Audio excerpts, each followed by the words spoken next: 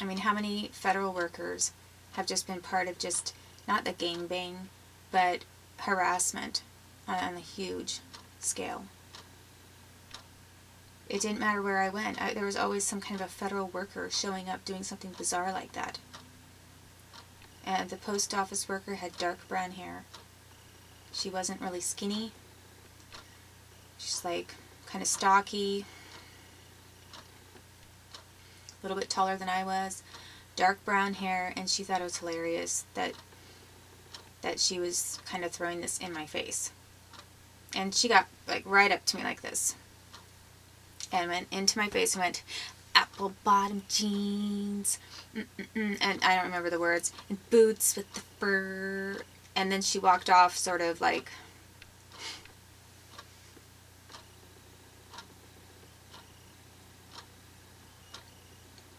and then drives off in her, oh my gosh, United States Post Office truck. And I'm not getting my mail from the United States Post Office since, on a regular basis, since 2004, since I reported the FBI employees for misconduct. I've had like, and you know what happened with my lawsuits as well, but having all kinds of weird mail obstruction. I've got random strangers, I mean people that I don't know at all, getting into my face like that. And then after she did that and showed up at that coffee house, it was like the next day, I don't know if she said something bad about me to the people at that coffee house or what, because the next day the owner at that coffee house was telling me I couldn't go there anymore, and he would never explain why. I had no idea why. He didn't even say, you've harassed somebody or somebody complained about you, nothing like that. Just said, I have a right to decide who is here and I don't want you here anymore. And I had just gone there, you know, to have a coffee now and then, maybe a bagel or something with that, and I was on a computer basically most of the entire time. At that time I was looking for lawyers and sending out email after email. So then I got banned after this federal worker harassed me in the coffee shop. I got banned from that coffee shop. So that was the only coffee shop in the whole town, and that's where I went. I did not go to the bar until I was banned from the coffee shop. So it's kind of like I'm continually being forced out of anything normal or any normal places and pushed into lascivious looking joints. You know, I mean, like, there's nothing wrong with the bar, nothing against bars or people who go to bars. And like I said, I understand why people sometimes do, because sometimes you just want to chat or strike up a conversation with strangers, I guess. I mean, or some people just go for a drink specifically. And nothing against bars, but it's like, people were trying to drive me that direction because I think they were still really intently wanting to try to throw out my entire history of being a virgin, never drinking, not having any criminal history, no drugs, no parties. Basically, they wanted to replace my history, which my very conservative history, which would have been the best thing for explaining to a jury why I had no motive to lie about being raped, and that I was not a promiscuous person. I was really defamed by the Willamette Week. All of a sudden, it's like they're trying to recreate a new persona for me, and it had nothing to do with who I was at all. But I was being, you know, first I'm being ditched in bars when I've only gone there to dance with a girlfriend. You know, like, not a girlfriend as in I'm a lesbian, but like a friend who is a girl or a woman. So all of a sudden they start pulling that kind of thing where I get ditched when I'm in a place where I could reasonably have trusted that wouldn't have happened. And then when I'm incapacitated, I'm getting raped by federal workers. And then they want to say that I'm just promiscuous. And honestly, it happened too many times, but I never expected people to do what they did so many times either. And then I had no interest in going to bars. The only time that I wanted to go to some place where there's liquor is just to dance. But it wasn't to, get drunk or anything.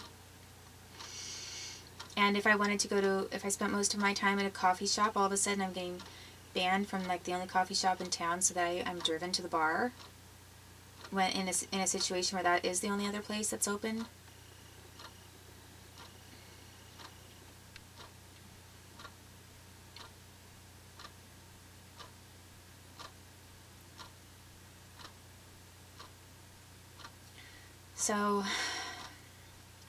So that's where I went next. I had no other place to network with anyone or to check my email or anything except for this one bar. There was a bar that had Wi-Fi, and that was the only place in the town besides that coffee shop.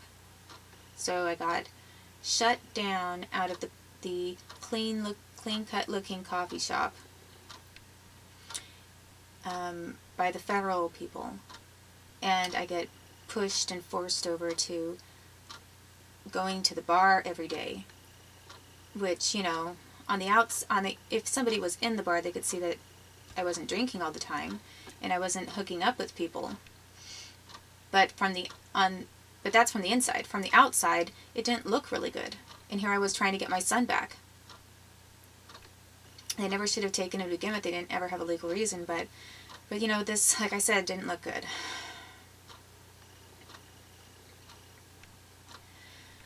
So then I was there at the bar, and then one day, I'm there and I'm told I don't have a place to live at the hostel anymore. And I guess it's because someone's got someone else lined up for me to go stay with now. So I have no other option, and accepted this offer from a guy named Mike to stay at his house or his apartment. And there was nothing happened like at first at all. And I basically had my own room, and it was clean, and we had some, I guess, literary interests in common. But then I realized that was a really bad situation. Basically, something did happen, again after I had been drinking. And then I found out he's connected to Homeland Security and to police who were actually at the house with him. One day I randomly was coming home I then got a job at an oil refinery. And I went back home, which was the apartment there. And there was a police officer there and like some kind of Homeland Security Border Patrol person there. And then they were leaving and trying to make it look like they weren't there.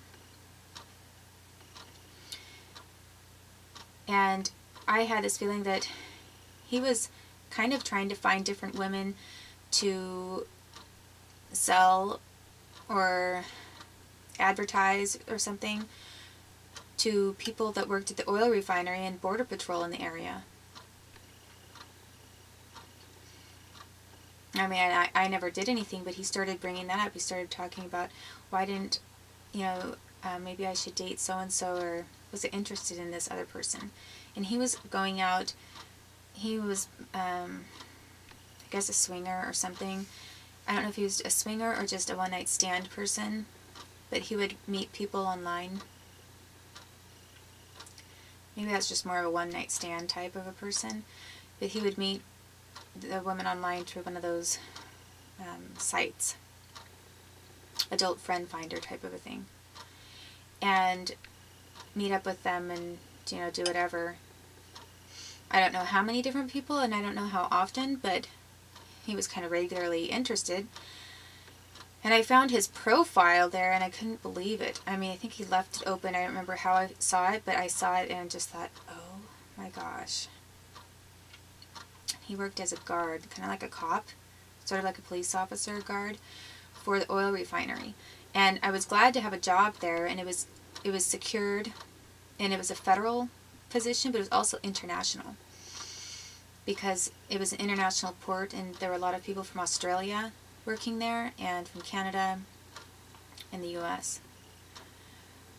But I was then, I was working there for a short time, and then I had to quit the job, and I took a waitressing job because my back was really hurting, and I had a migraine at that place one time. It wasn't really bad, but that's when I left the workplace unexpectedly and saw him with a bunch of police people around our apartment. And that was the first time I realized, I mean, he's kind of a cop, like he's a guard, but that's when I thought, when I realized, I think he's connected to Border Patrol and Homeland Security and cops, and not just this oil refinery and the international people there. So he was really upset that I was leaving the oil refinery to work at a restaurant. And the oil refinery would have been a much better job if I could have kept it up, but it was really hard on me at the time. And I did like waitressing, so I tried that for a Chinese place, and that was fine. I actually really enjoyed I enjoyed working as a waitress in general, and it was a room with tons of tables,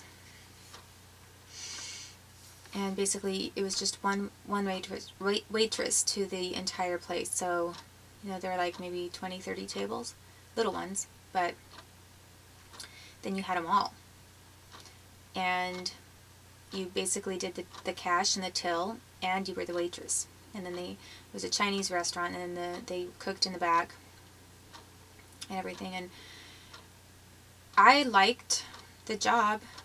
I tried to do my best. I was very stressed out at the time. Probably could have done an even better job. But I didn't have any complaints about the position, and I really did enjoy it. The problem came up when an American, not the Chinese workers there, I mean, not that I know of, unless maybe their son knew what the American coworker was going to do or something, because they're about the same age, but an American guy that worked in the back as like a prep chef basically drove by and shot me in the butt with a BB gun. And I reported it to the police, and then that was actually, out of all of these horrific things that have ever happened to me in this country, the only time that police were ever going to prosecute anyone for anything was for that.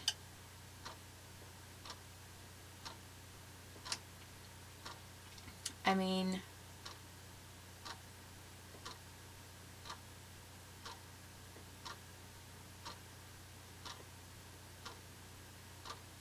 why, out of all of these horrific things that happened before my getting shot in the butt with BB,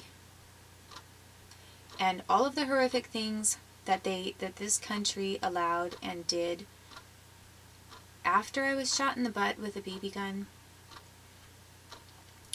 the only time out of all of these judicial crimes and obstruction of justice and hiding my evidence, destroying my evidence, kidnapping my son, false arrest, torture, out of rape, repeated rape, out of all of these horrific crimes, the police are going to investigate the BB that was shot at my butt.